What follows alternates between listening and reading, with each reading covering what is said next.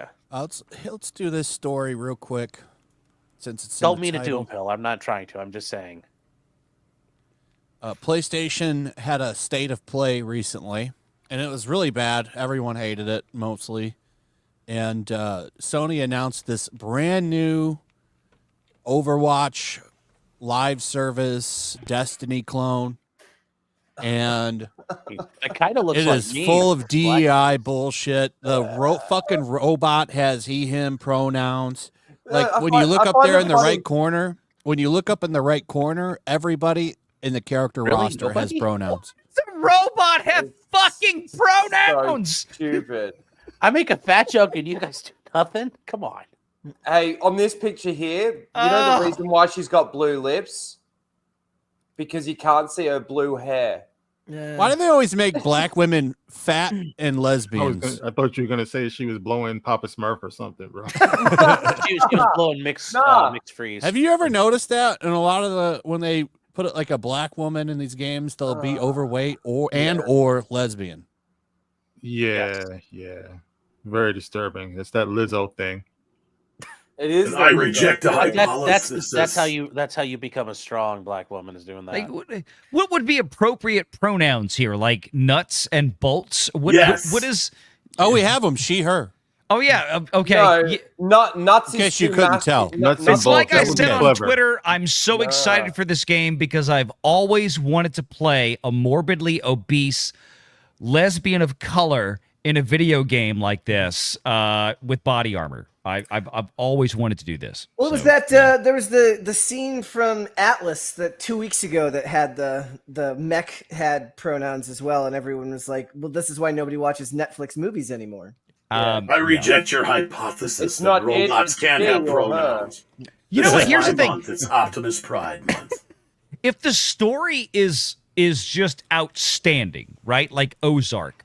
Ozark was a perfect example on Netflix of having a ridiculously contrived, stupid gay romance in there with like the federal law enforcement agent and all that kind of stuff.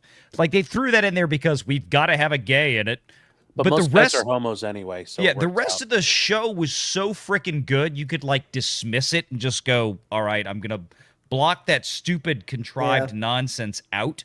The problem is most of the crap that's going on Netflix now in 2024, the writing is such shit that you can't help but look at this and go, well, all there is virtue signaling. There's no good writing anymore. You know, it's like that's gone. I tend to give 3 strikes you're out, especially if it's like a pilot episode of something. I watched this show called Almost Paradise from 2020.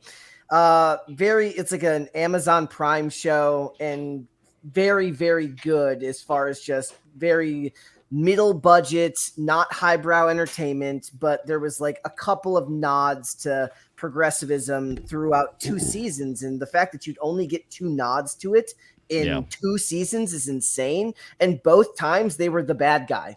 It ended up being somebody who ended up being a villain. So I almost thought it could have been the showrunner, making a statement of sorts, but most people just aren't willing to take the risk and watch through 8, 10, 12 episodes of something. Everything's an hour and 20 minutes when it's on streaming. It's That's not it. You get It's a medium-length shows 12-hour anymore. commitment, Brett. That's the problem. And look, and I see you guys out there in the chat, y'all talking about what about One Piece?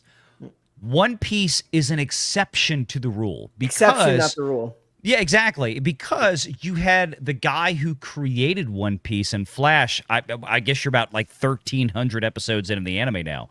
But I mean, you had the creator of One Piece who had his hand over that creation on Netflix to make sure that it held true.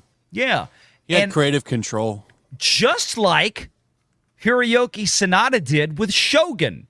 And this is what happens when you get the people who are legitimately invested in the story, in the culture, to make sure, no.